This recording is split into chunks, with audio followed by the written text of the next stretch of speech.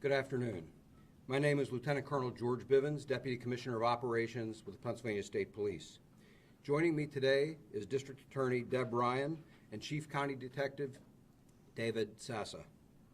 As you know, on the morning of Thursday, August 31st, inmate Danelo Cavalcante escaped from the Chester County Prison.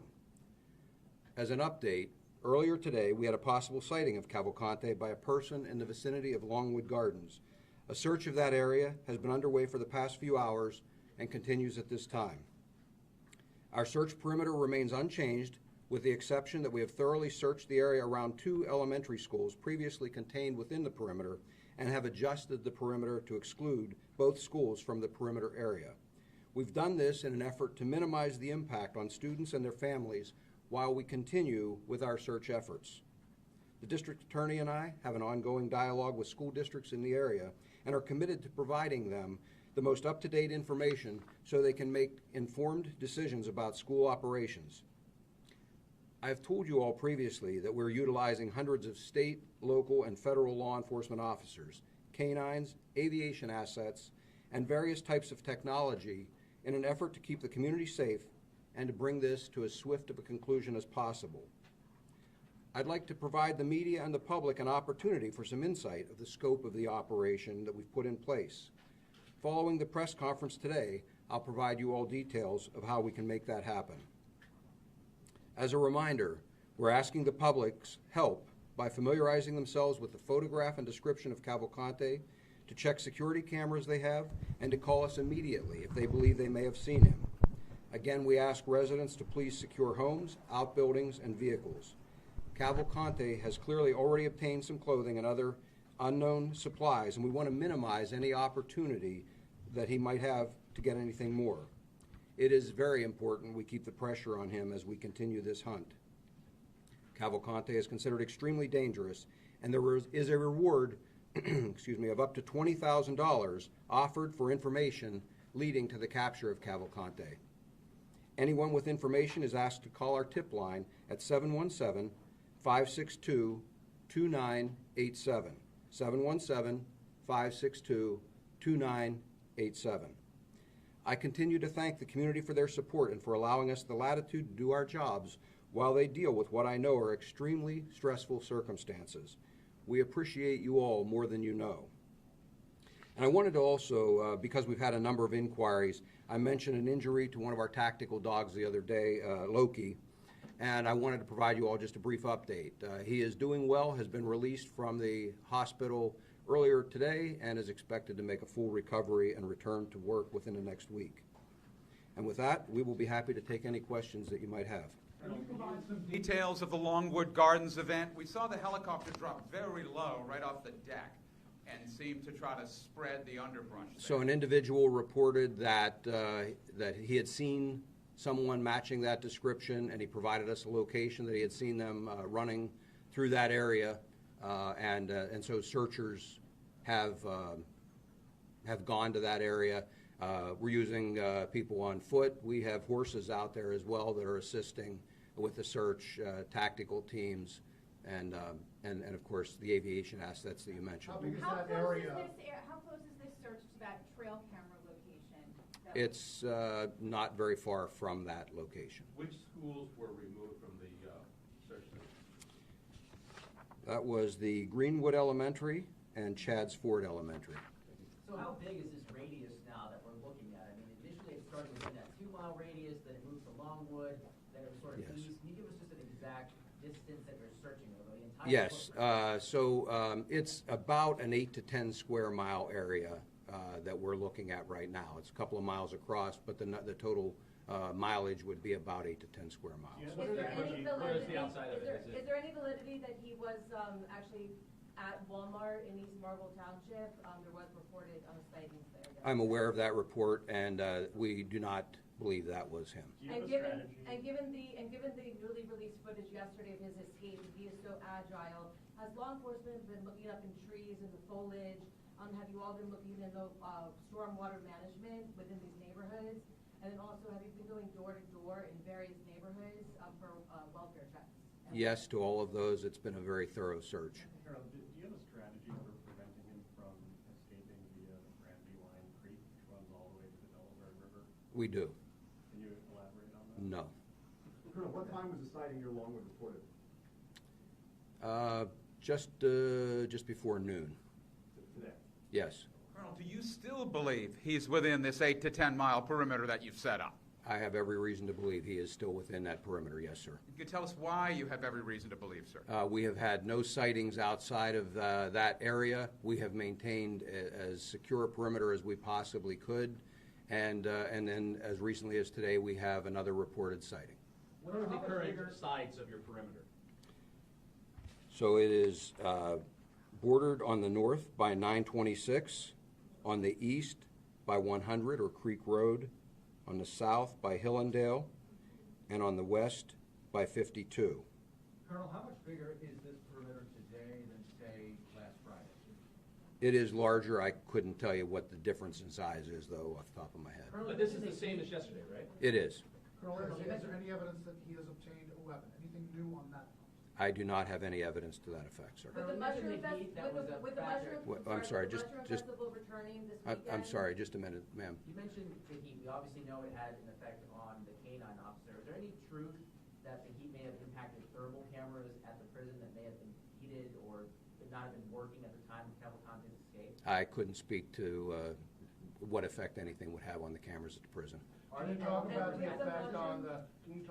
effect on the, law enforcement members on the ground with the heat working through the day? Oh, it makes it very challenging. Certainly all of you have been out in this weather, high temperatures, high humidity. They're wearing, uniforms with bullet-resistant vests, carrying a lot of equipment. It certainly adds to the challenge. With that said, I have not heard a single complaint, and I believe our people are up to the task. But Do they get some break time, cool down time, water breaks? if someone needs it, we absolutely get them some rest. But typically, what we've been doing is we're transporting fluids, food, those kinds of things to sustain them and keep them well hydrated out to their locations. Sorry, ma'am. Yes, thank you so much. Two questions here. The Mushroom Festival returns for the 28th year in Kennett Square, which is a couple miles from East Marble, Longwood Gardens. The Mushroom Festival will return as planned.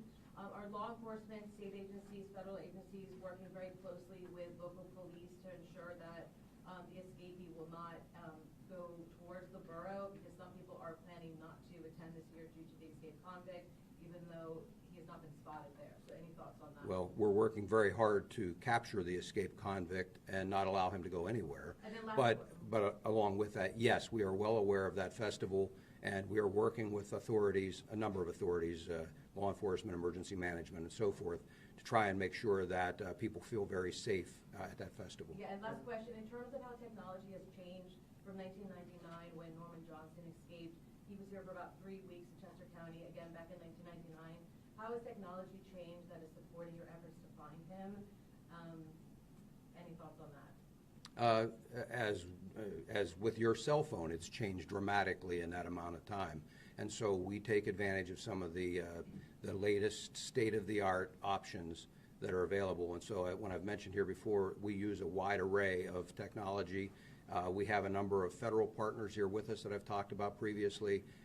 All of the assets of all of our agencies are brought to bear. If Mud Creek Road is the eastern perimeter, how did you decide to remove Chadsford Elementary School from the search area? We carved it out by putting additional officers around there. We cleared that property and then put officers around it so that we could carve that piece out. The property at the school? Yes, sir. Colonel, as you know, another prisoner escaped earlier this year from Warren County. Yes. And was found some days later hiding out in the woods. So it seems like there's sort of a parallel to be drawn here between the two different types of manhunts. I'm wondering if you have any thoughts on how that situation compared to the search now, and if there are sort of differences between the two that explains the challenge that you're experiencing here. And those are two of the more recent, this one and that are two of the more recent examples that we've had. There are similarities between any situation for a manhunt like this. So we try to learn something from each of those incidents that we handle, take from that how to run a smoother operation. Our partners, in many cases, are the same. In fact, some of the people that are here from the federal agencies are some of the same teams and resources. I was on the Warren County search as well. So there's some of the same resources. Again, all of us take lessons learned from it. We adapt those to the different circumstances we find. And, there are different challenges with every particular search. If we moved 20 miles down the road, there would perhaps be some different challenges than what we have here. We would adjust to those. Colonel, Yes, sir. There's been some speculation in the media that the heat-seeking technology, thermal imaging technology that you would use is not working because it's so hot. Is that correct? Is all the technology you're using in that regard working the way it should because of the heat? It is. It is. There's no Weather can detrimental effect. weather can certainly have an impact on it, but it does not take that technology out of the game at all. At times, to use the example of thermal imaging, you can get some additional hot spots, rocks, different things like that can cause a hot spot, but it requires you to check a few more things, but it does not diminish our desire to use it. Lieutenant, are you concerned that he is growing more desperate and yet more dangerous the time that he spends out in this weather and being hunted by you? I believe he becomes more desperate. I believe he has always been very dangerous, and I've said that from the start. He's already murdered 2 people, one in Brazil and one here, in a very brutal manner. He's a very dangerous individual, and he remains so. But now he wants to keep away from you. Is this the 8th confirmed sighting, or are there more? And can you kind of walk us through those 8? Because it seems like he's going back and forth, or are we out of order on the sighting numbers? I don't have all of those other sightings here in front of me, but I can get that for you, and we can talk about it another time. But yes, But it 8 would. is correct? Yes, sir, it would be 8. What about homes? We know you've checked some homes before. Are you going back and rechecking homes? And if nobody's home, what are you doing? Are you checking with relatives just to make sure he's not in there? We are checking homes. We're talking to neighbors if we don't find somebody at that home, and then each one is handled on an individual basis. We typically can check, tax records, county records, to try and find an owner if we're just completely unsuccessful. But the biggest thing we look for immediately while we're there is any sign at all of forced entry. And we have found some open homes, and in those cases we try to obtain permission. Otherwise, through exigent circumstances, we can at least make sure that that home is not occupied by Is him. there indication that he's gotten into any of these homes? I mean, we've had people contact us saying they believe things have been taken or moved. On your end? I have not been able to confirm a single case to this point. It doesn't mean he hasn't, but I have not been able to confirm a single The case. family Where that he's said he going was with that at this point? downstairs when they were upstairs. The family that said that they put Yes. the lights. Yes. That's not a confirmed entry. I don't doubt that someone was down there. I cannot confirm that it was him. So So do you that have doesn't a count in your sense 8. of- Have additional special forces arrived, sir? We have had tactical teams from all over the country come in and continue to come in. We have some additional resources that are arriving today, and part of the team arrived yesterday and will arrive today, and will become operational by tomorrow.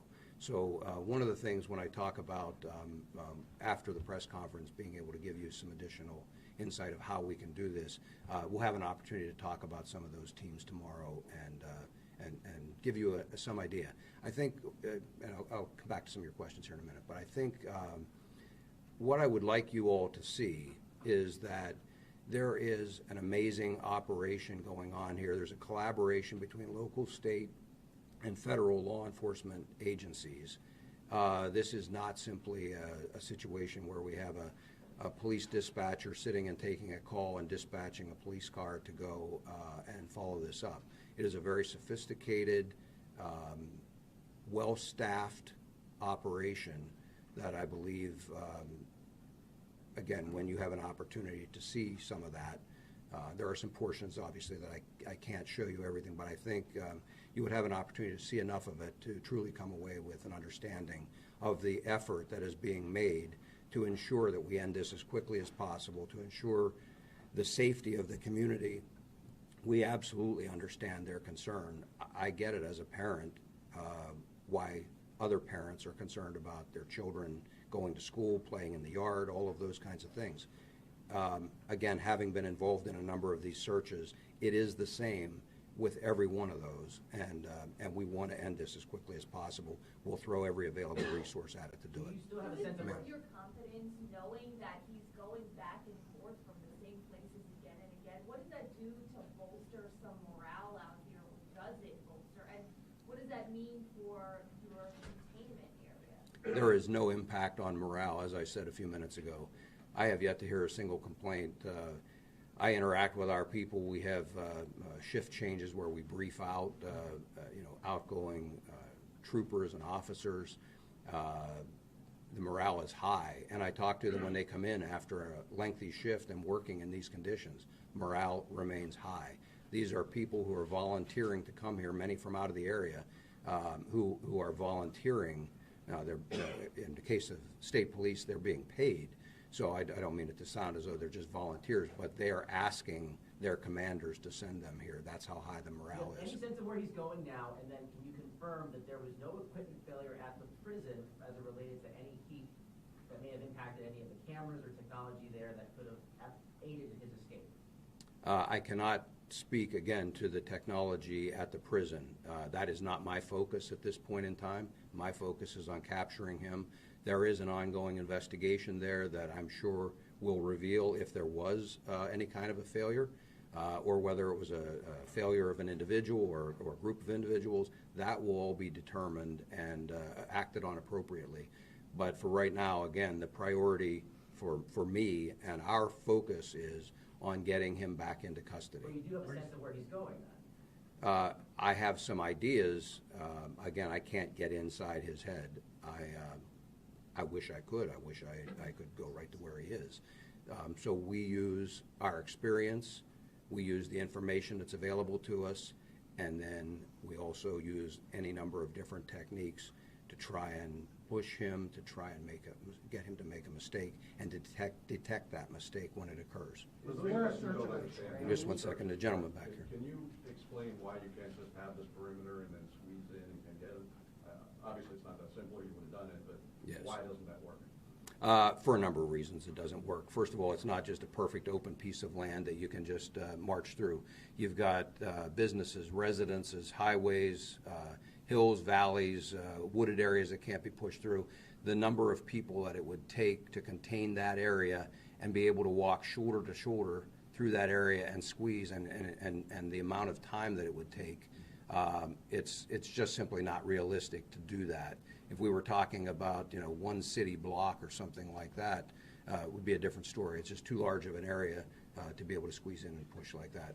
Yes, Lieutenant Colonel, could you provide an estimate as to how many personnel are currently at Longwood Gardens trying to track this guy down right now? And what tactics and what technology is being used at Longwood Gardens? Off the top of my head, I couldn't speculate. It'd be a large number of people. We don't break the perimeter, so we're not moving every single person there. We want to keep the perimeter secure while we move response teams there. And so I mentioned, tactical teams, aviation, mounted detail, some other foot searchers besides the tactical teams, canines. All of that is brought to bear in terms of the specific number. I couldn't give that to you off the top of my head. Can you just confirm the account of the man who says he broke into his house? I'm sorry? There was a report of the man that says that Yes. he broke into his house, and also whether you're using bloodhounds, and if you don't, why not? We are using tracking dogs, and yes, I believe the account that someone broke in. I'm saying I can't conclusively prove that it was him. Has he left any traces that you have found? Traces of anything? Traces of clothing, food, like the one in western Pennsylvania, campsites? Has he left any traces at all? We have not recovered anything that I can conclusively say was his at this point. Lieutenant Colonel, there was a lot of speculation yesterday about his training as a survivalist. A few years back, you led the search for Eric Freeman in the Poconos. Can you talk a little bit about the difference between that search, which went on for about 48 days, and the search you're currently taking through? Again, as I said earlier, there are a lot of similarities between any of these searches. The difference there was the level of violence. We knew Freeman was armed, and so both very violent individuals, very dangerous individuals. The difference is with Freeman, you're hunting for a person with a rifle that will penetrate the body armor of any of the officers that are out there, and did penetrate the body armor of the corporal that he killed. And so it brings a different dynamic to that search. But there are a lot of similarities in the search as well. And again, that's where I tell you that we try to take lessons from all of those and bring those to the next job. So Longwood Gardens is west of 52. Is that outside your perimeter? And I believe today was the first day it was open. Was it Yes, open? Longwood Gardens proper is out there. They have additional property that is within the perimeter, and it's in the vicinity of that that I'm speaking. And was that area was not open to the public today because it was inside the perimeter?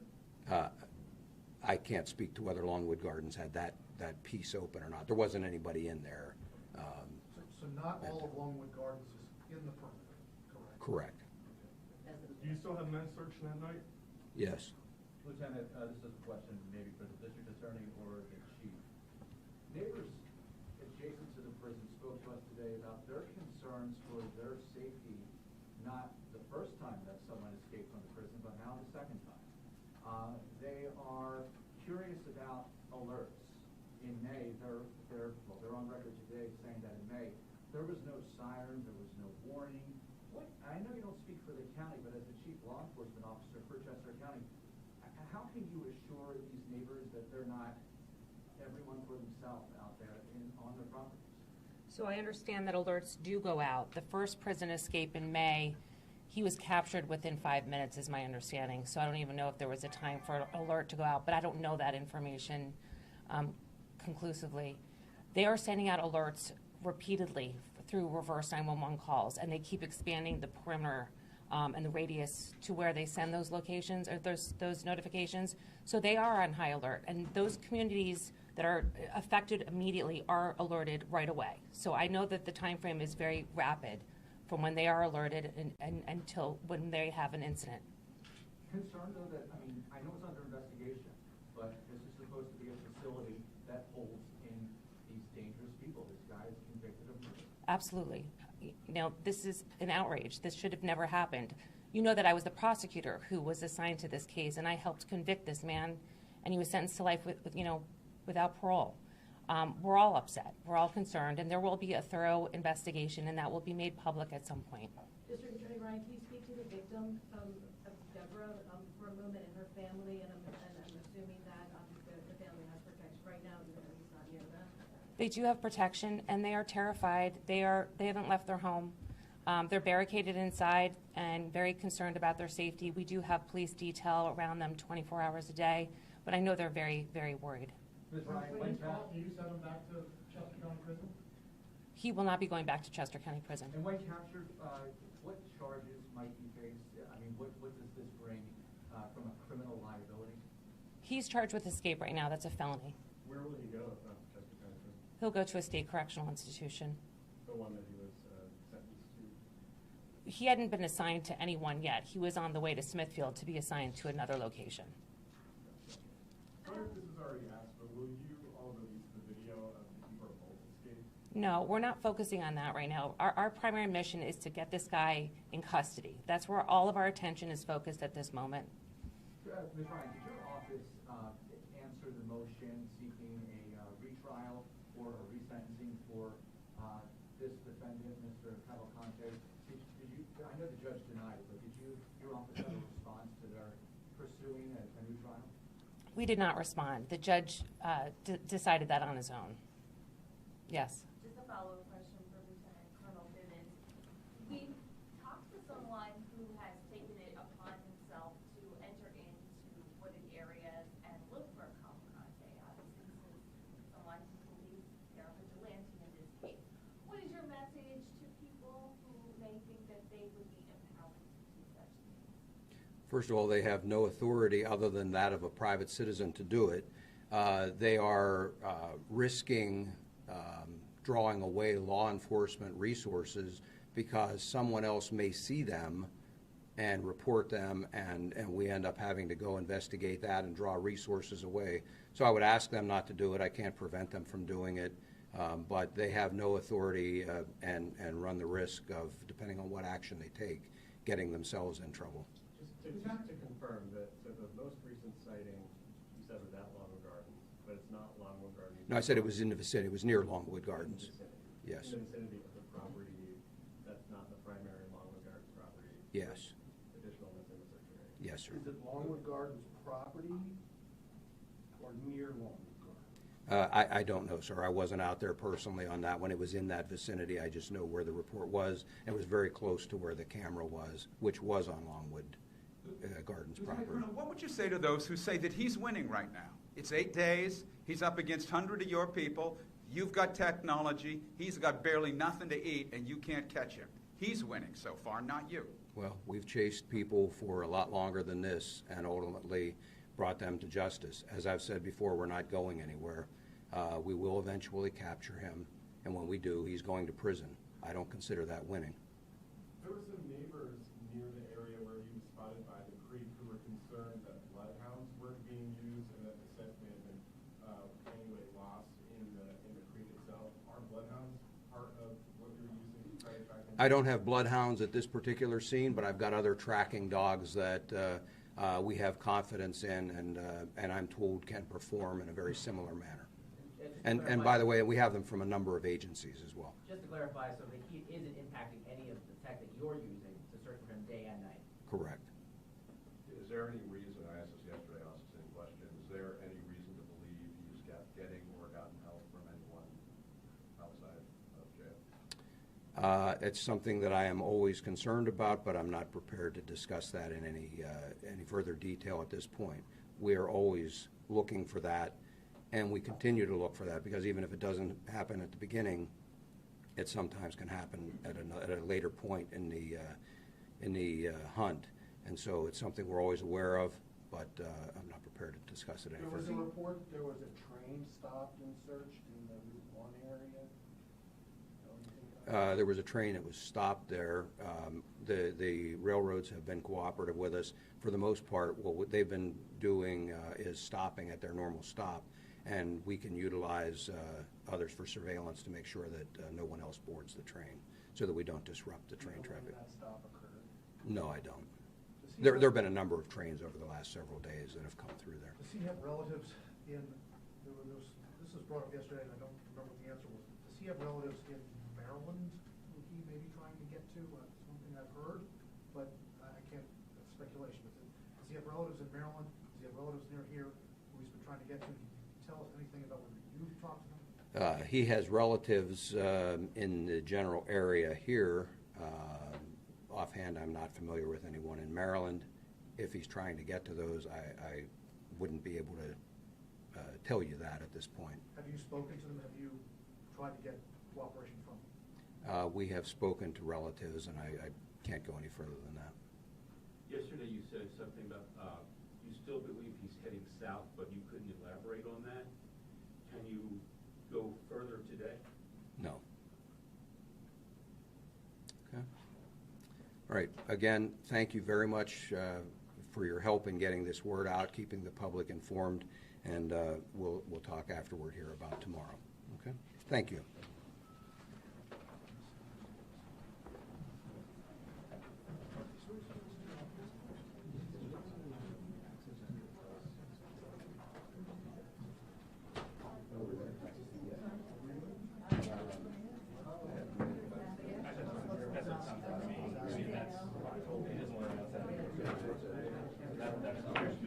And the inmate still continuing to be on the run there, but a 8th confirmed sighting happened today, and officials are continuing to investigate. The search continues, and just yesterday we saw that really stunning video showcasing the escape there from that prisoner. All right, everyone, we continue on with a lot more live coverage right here on Live Now from Fox. Let's go back out to the impeachment trial of the Texas Attorney General.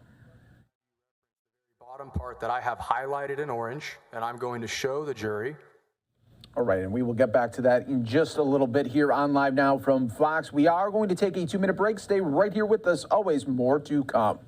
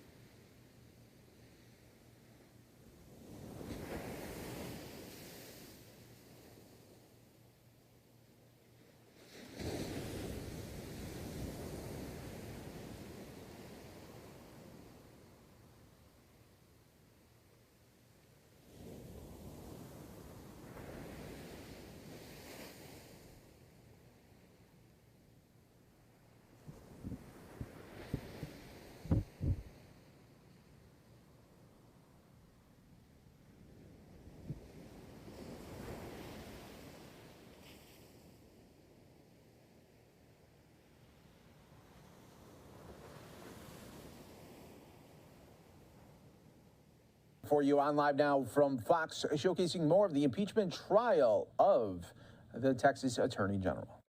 If the court would entertain it. Will the witness come back? One more question.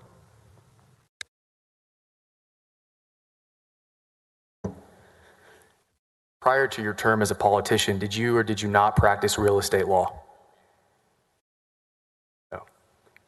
Paxton practiced real estate law, did he not? I believe he had some real estate experience back in his past. Okay. So when you guys are going back and forth regarding the definition of things, it's possible he had some background knowledge of what settlement services meant? In this case, that was not the best interpretation. Okay. That's your opinion, sir, correct? No, that's the law. That's your opinion. I disagree. Okay. You may now step down.